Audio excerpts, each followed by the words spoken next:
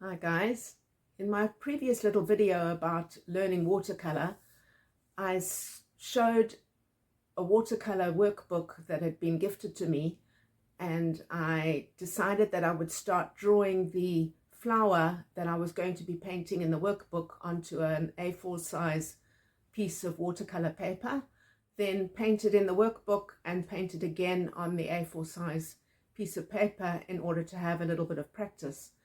Well, I came up against a couple of difficulties. The one is that I wasn't quite happy with how the flower was coming out. It was coming out a little bit flat. In addition to that, the paints that I was using, I've had a little bit of difficulty with them. They don't flow as nicely as the other box of watercolor that I have, and it's not so easy to do layering. You can see an image now of those two paintings.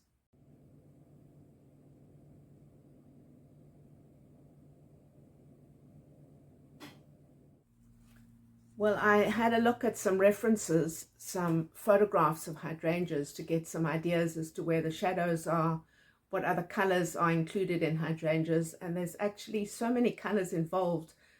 Beautiful light colors, and a range of, one really needs a larger palette than what I have available, and struggling to mix up the colors with this particular container doesn't give me that much opportunity. I don't know whether it's because I'm trying to use the lid of the watercolor paints instead of a ceramic plate, because I don't have a spare ceramic plate right now. So here's what I started doing. I started adding in a little bit of dark colors for shadows. I'm not yet 100% happy with the picture, and I discovered some options of a tutorial. I went to have a look for a tutorial for painting hydrangeas and found that that tutorial was number 19 of a series of how to paint in watercolor.